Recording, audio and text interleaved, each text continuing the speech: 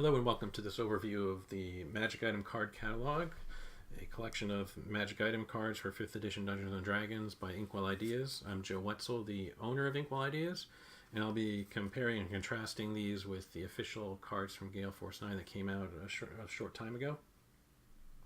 What you see in front of you is the PDFs that we have. So one of the advantages that we have is we make the PDFs available to you that you can purchase separately and keep your costs way down. They're only a couple bucks a piece, and we've gotten them broken down. We took all the 5th edition magic items in the Dungeon Master's Guide and kind of split them up across a number of decks. One of the decks that has a number of items that are not in the official cards at all is what we call the Magic Item Armors and Weapons deck, and this deck has one weapon and armor card for each core weapon and armor in the player's handbook. And on the back you've got kind of just some generic text at the top, and then you've got lines where you can write in the details for each of these items. And that's good, because oftentimes you are passing out, +1 longsword, or +1 chain shirt. But also you could use these if you're homebrewing items and you have some specific rules that you want to write in. You can write them all in. If you want to reuse the cards, you can just put down some photo safe tape and write down on top of that, because if you use a wet or dry erase marker, it's going to either stain or it's going to smudge.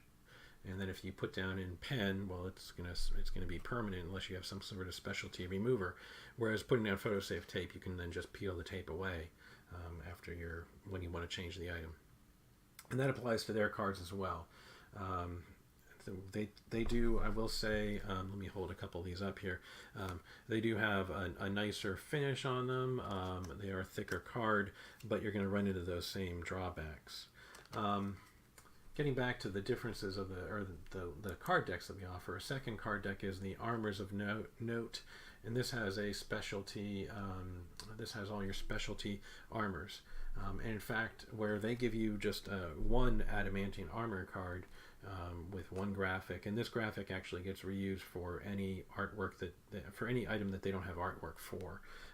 That's an armor or weapon. They have another generic artwork for a wondrous item, or another one for potions, for example. But they reuse that same artwork, whereas we're doing new artwork for every item in the deck. And in fact, what we do here is we give you different adamantine armors for each armor type. So you can see that. And same thing for Armors of Resistance and for Mithril armors. Even for Dragon Scale armor, we're giving you different artwork. Now this is something where we kind of have the same artwork recolored. We did 3 different Dragon Scale males and kind of recolored it to match each type of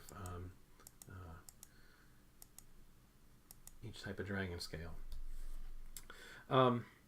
Getting back to the different decks, here's one deck that has all of your books, clothing, and containers that are wondrous items.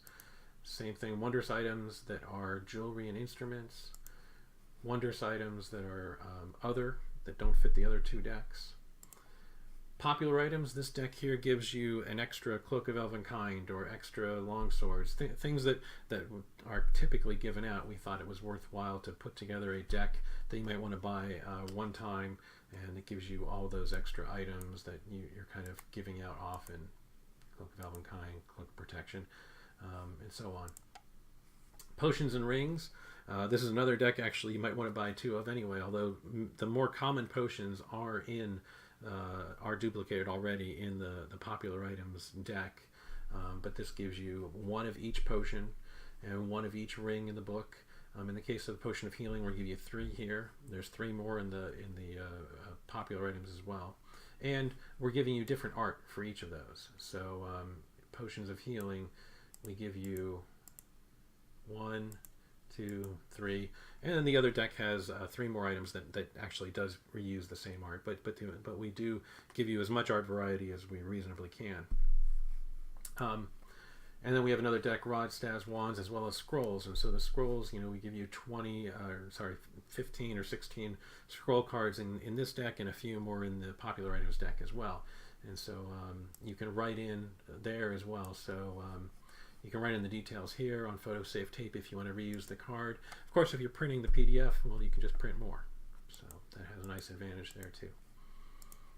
And the last deck of the collection, the 9th one here, is Weapons of Note. And this is one where we're giving you a couple of cards for each of the sword types, if you will.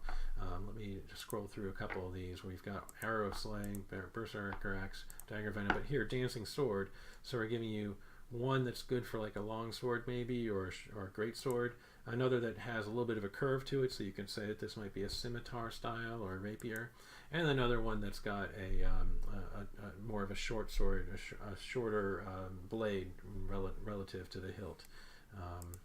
And so we do the same thing for the others as well.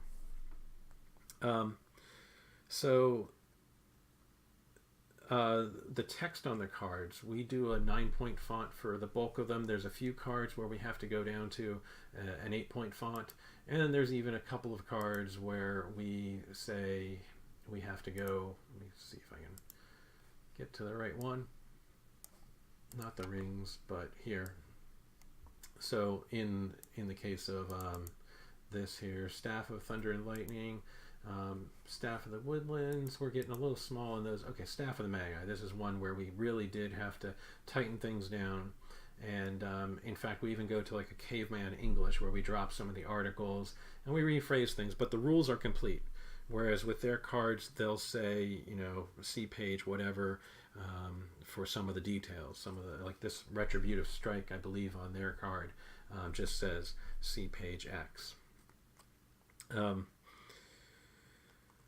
Another nice thing about ours is by doing these as separate decks, you can just rebuy the decks that you might run out of. So if you're giving out a lot of potions, you can rebuy just the potions deck, or you know, if your potions are already in this popular items deck, a lot of them are here, and so you might be able to just rebuy that instead.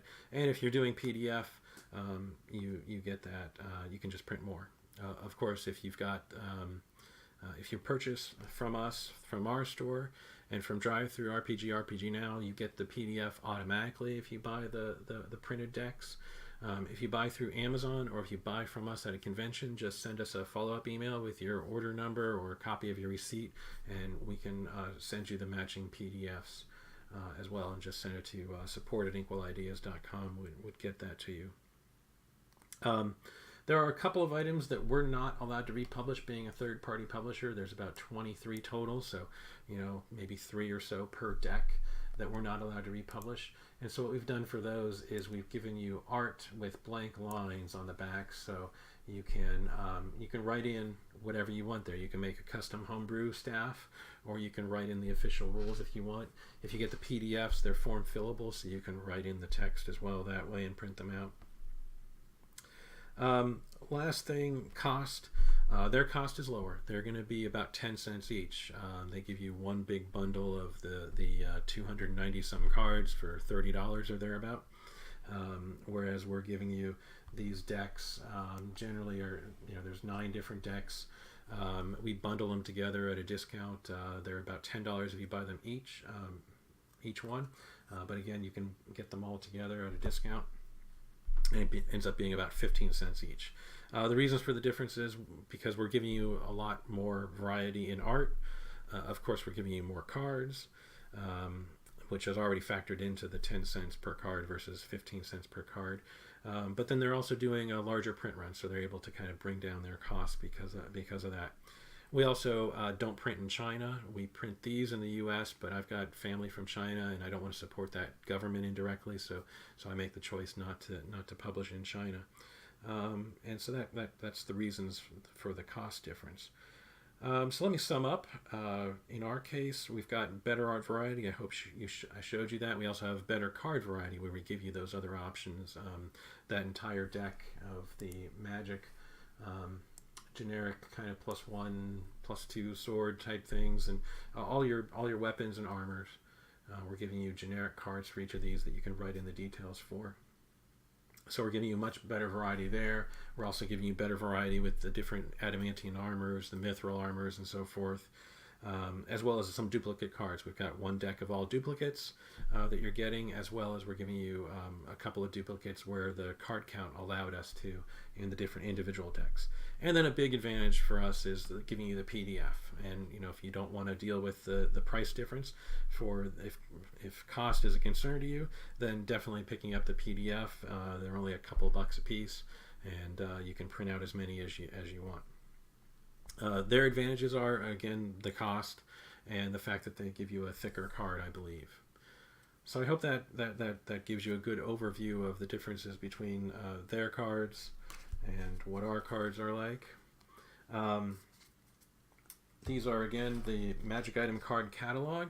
They're available in our store at store.inkwellideas.com. They're also on DriveThru RPG Now. They're on Amazon, through Amazon Prime even, from us. And of course, if you see us at a convention, you can pick them up that way. I'll include the links to most of those below. Thanks again.